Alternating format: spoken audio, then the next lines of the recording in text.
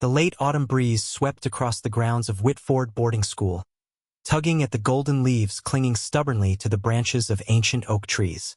The campus, with its Gothic stone buildings and sprawling gardens, seemed frozen in time, as though it belonged more to a novel than the real world.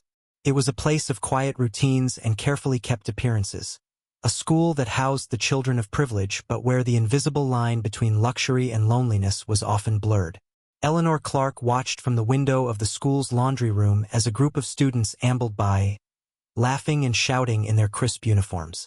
She was in her late 20s, with kind but weary eyes and soft auburn hair tied back loosely. A housemistress and the unofficial fixer of forgotten things, Eleanor had become the quiet backbone of the school. She handled late-night homesick tears, stubborn uniform stains, and the occasional sneaking of a student into her warm kitchen for tea and a slice of cake when the world felt too big. To the students, she was dependable, unobtrusive, a gentle shadow who carried the weight of others' mistakes with a smile. Few of them realized that she had once been a promising literature graduate with dreams of travel and writing. Those dreams had been set aside years ago, after a loss so heavy it had hollowed out part of her spirit.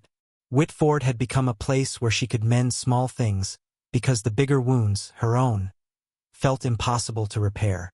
The laundry room had become Eleanor's sanctuary. There, amid the hum of washers and the scent of fresh detergent, she found solace in routine. It was a world of spinning machines and clean slates, a place where clothes came out looking new even when people didn't. The bell tolled for the end of classes, and soon the doors to the laundry swung open with a loud creak. In stepped Carter Belmont, a 17-year-old whose presence always arrived like an entitled gust of wind. He was tall for his age, with tousled blonde hair that fell perfectly out of place and the easy confidence of someone who had never heard the word no. Carter was one of those students everyone noticed, the kind who could charm teachers with a grin while skirting consequences. Beneath his well-tailored jacket and unruly bravado, however, Eleanor saw a lonely boy hiding behind laughter and arrogance. Today, Carter entered with a large suitcase dragging behind him, its wheels squeaking under the strain. He stopped in front of her with the air of a boy who had a habit of assuming others would fix his problems. "Miss Clarke," he said, flashing his signature grin. "We have a situation." Eleanor folded her arms, giving him a patient look. "And what situation might that be, Mr. Belmont?" He unzipped the suitcase dramatically, revealing a chaotic jumble of dirty clothes, wrinkled shirts, mismatched socks, and ties stained with who knew what. The smell alone made Eleanor take a step back. "I need this sorted," he said, as if the clothes were beneath his notice. "By the morning, preferably." Eleanor raised an eyebrow. "You haven't washed a single thing, have you?" Carter shook his head nonchalantly. "I pack it all up and take it home on vacations. The servants deal with it." His tone was casual, even amused, as though he didn't realize the absurdity of his own statement. Eleanor couldn't help it. She laughed, a soft, surprised sound that caught Carter off guard. "You mean to tell me you're 17 years old and don't know how to wash your own clothes?" Carter smirked, though his ears turned faintly red. "Why would I? That's what staff is for." Eleanor's laughter softened into something gentler. "And yet here you are asking for help. Come on, Mr. Belmont." She motioned toward the rows of industrial washers and dryers. "You're going to learn today." Carter blinked, clearly unused to anyone challenging him. "What? Me? Wash? You can't be serious." "I'm perfectly serious," Eleanor replied. "You're not going to have someone sorting you out forever, you know. One day you might surprise yourself and be economical." Carter scoffed, but a flicker of curiosity crossed his face as Eleanor led him to an open washing machine. She began explaining the basics, how to separate whites from colors, where to pour the detergent, and what all those mysterious buttons actually did. At first, Carter grumbled and muttered complaints under his breath, but as the washer started to rumble, he looked down at it as though it had just performed magic. "There," Eleanor said, wiping her hands. "Not so hard, was it?" Carter smirked again, but it lacked his usual arrogance. "Well, that's one more thing to impress my mom with, I suppose." She'll think I'm a domestic hero. Eleanor smiled faintly, something warm stirring in her chest. Maybe she'll be proud of you for a change. Carter looked at her sharply, as though she had struck a nerve. The grin faltered for just a moment, replaced by something Eleanor couldn't quite place. Vulnerability, perhaps. He quickly turned back to the washing machine, pretending to inspect it. Yeah, he said softly, almost to himself. Maybe. Eleanor watched him for a beat longer before turning to tidy up the laundry table. She thought nothing more of the encounter. To her, it was just another moment of guidance, a small act of kindness that would be forgotten by tomorrow. What she didn't know was that her quiet lesson had set something in motion, an invisible thread connecting her life to Carter's in ways neither of them could yet understand. For now, the laundry room returned to its soothing rhythm, the hum of machines, the steady drip of water. Outside, Whitford boarding school carried on as it always did, its secrets tucked beneath polished surfaces. But in the days to come, a series of unexpected events would unravel those carefully hidden threads, bringing Eleanor and Carter face to face with truths they'd long buried and forcing them to confront the pasts that shaped them both.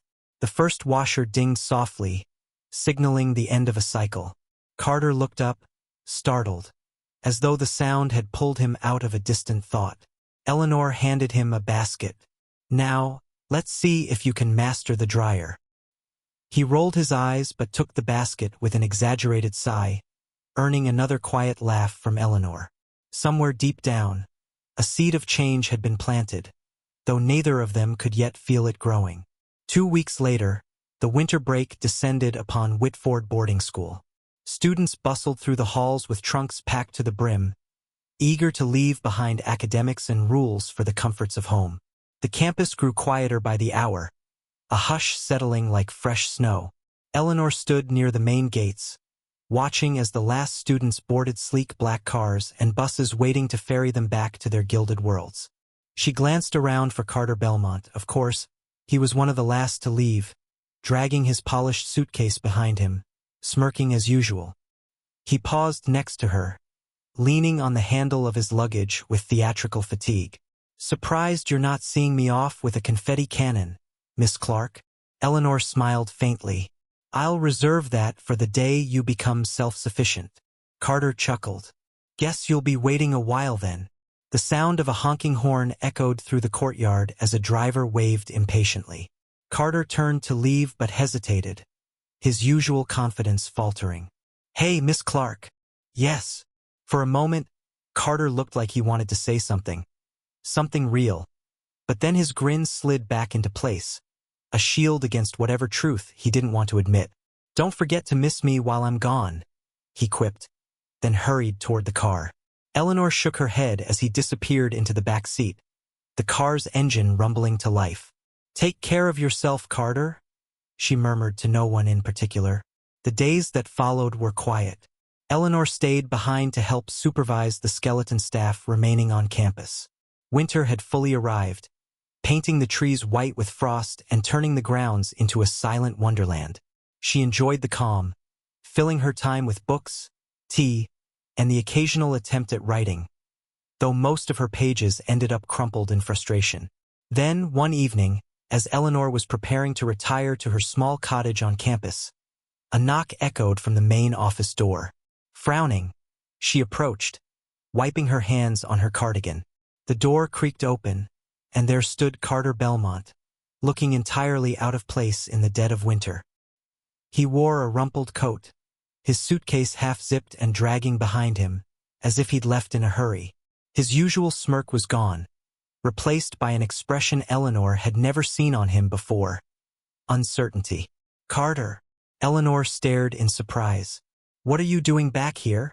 "Long story," he mumbled, brushing past her and into the warm office. He dropped his suitcase with a thud and sank into a nearby chair.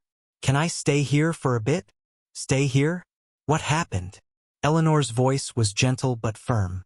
"Shouldn't you be at home?" Carter stared at the floor, fiddling with a loose thread on his cuff. "Things at home didn't go as planned." Eleanor's heart tightened. "Does your family know where you are?" He shrugged. "I left a note." Eleanor sat across from him, studying his face carefully. The boy who usually radiated so much confidence now looked small, like a child caught in a storm with no shelter. "Carter," she said softly, "if there's something going on, you need to tell me. I can help." Carter hesitated, his throat working as if trying to swallow words that wouldn't stay down. Finally, he muttered, "My mom and I got into a fight. She said I never take responsibility for anything. I told her it wasn't my fault, that's how I was raised. She said she was disappointed in me." His voice cracked, just slightly, but enough to hit Eleanor like a blow to the chest. "And so you left?" she asked quietly. Carter nodded, his eyes fixed on the worn carpet. "She's proud of me when I do stupid things like figure out a washing machine. That's how low the bar is. It's like I'm just a disappointment that they're stuck with." Eleanor took a slow breath, her heart aching for the boy who sat before her. Beneath his arrogance and charm, there was something fragile, a child who wanted to be seen, to be enough. "Carter," she said gently, "your mother isn't disappointed because you're not enough. She's disappointed because she wants more for you, because she sees who you could be if you let yourself try." He looked up sharply. "You don't know her." "No," Eleanor admitted, "but I know you. And I know that hiding behind jokes and running away from responsibility won't make you feel whole. Facing it will." Carter blinked, his defenses faltering again. For a long moment, neither of them spoke. Outside, the wind howled against the windows, but the office remained warm and still. Eleanor finally stood and said, "Come on, I'll make you some tea. We'll figure out where to go from here." Carter rose reluctantly, following her through the empty halls of the school to the staff kitchen. He slumped into a chair as Eleanor put the kettle on and busied herself with mugs and biscuits. "Why do you care so much?" Carter asked suddenly, his voice soft. "I mean, I'm just some spoiled kid, right?" Eleanor paused, turning to look at him. "Because I know what it feels like to think you're alone. And I know how much it can mean when someone sees you, even when you don't want them to." Carter looked away, his expression unreadable. Neither of them knew it then, but the night's events would set off ripples neither could stop. Carter's presence at Whitford wasn't just a temporary escape. It was the beginning of an unraveling, one that would reveal a shared history and truths they'd both long buried. As the kettle whistled and Eleanor poured tea, Carter stared into his mug as though searching for answers in its steam. For the first time in years, he wasn't sure if he wanted to run anymore. And Eleanor, watching him from across the table, couldn't shake the feeling that Carter's return was no coincidence. Some unseen force had brought him back to Whitford, and as much as it unsettled her, she knew this was just the beginning. The next morning brought a pale, golden light that filtered through the frosted windows of Whitford boarding school. The silence of the empty campus seemed amplified as Eleanor walked toward the dining hall with Carter trailing behind, hands stuffed deep into his coat pockets. She had let him stay in a spare room overnight, though neither of them had slept well. Carter was quieter this morning, as if weighed down by thoughts too heavy to shake off. Eleanor wasn't sure what to do with him yet, but something inside told her to wait, to let him unravel the truth on his own time. As they entered the dining hall, the clang of the heating pipes echoed softly, reminding Eleanor of winters past. Carter slumped into a chair at the long table, his suitcase sitting awkwardly by his side, a symbol of his escape. "Breakfast," Eleanor said as she set down a tray with toast, jam, and hot tea. She sat across from him, watching as he absently tore a piece of bread. "Are you going to call my mom?" he asked suddenly, not looking up. "I should," Eleanor replied gently. "But I think we need to talk first. You didn't run away for no reason, Carter. You've been carrying something you haven't told anyone." Carter froze for a moment before dropping the toast back on his plate. He pressed his hands against his face, rubbing his temples. "It's stupid," he muttered. "Everything's stupid." "Try me," Eleanor said softly. He sighed heavily. "You know, I wasn't always like this. I used to try.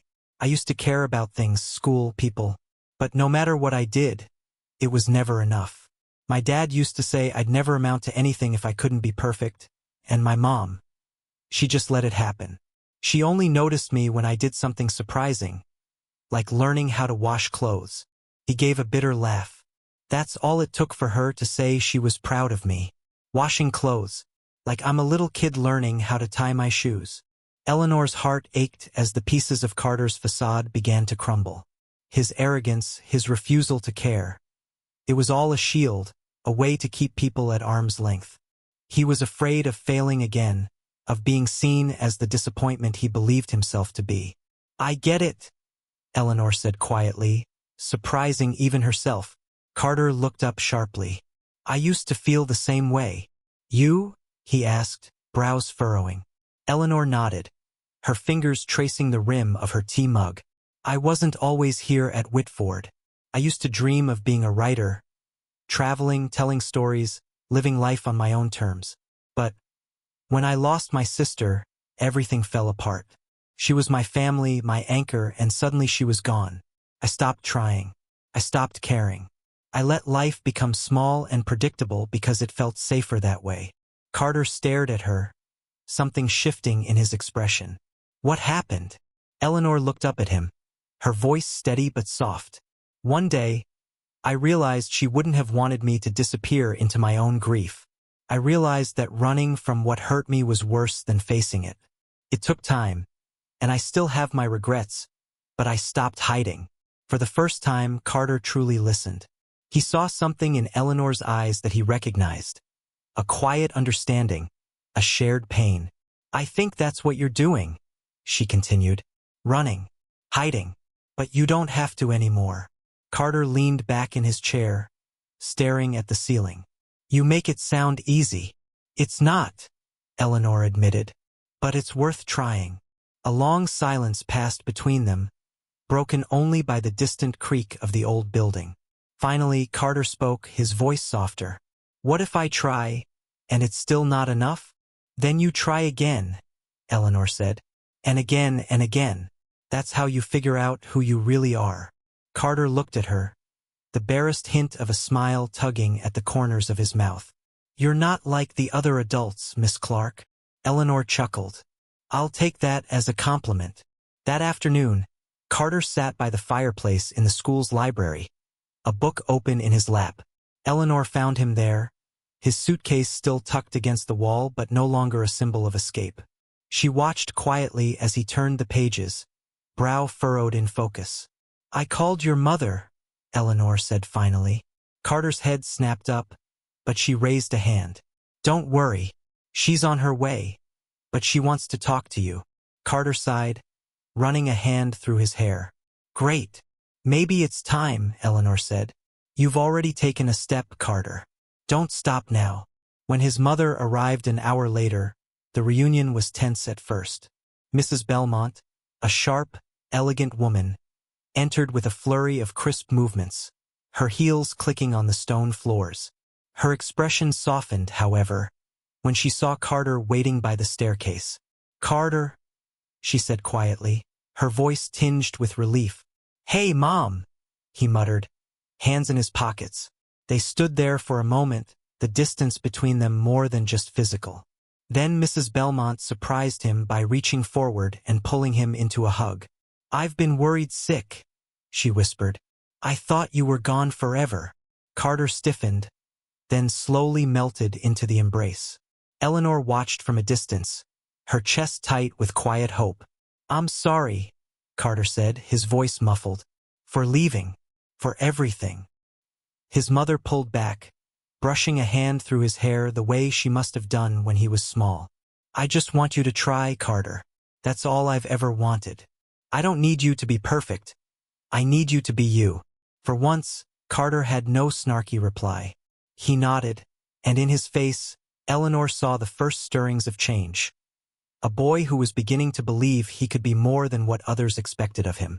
As Mrs. Belmont thanked Eleanor and led Carter outside, he turned back to look at her.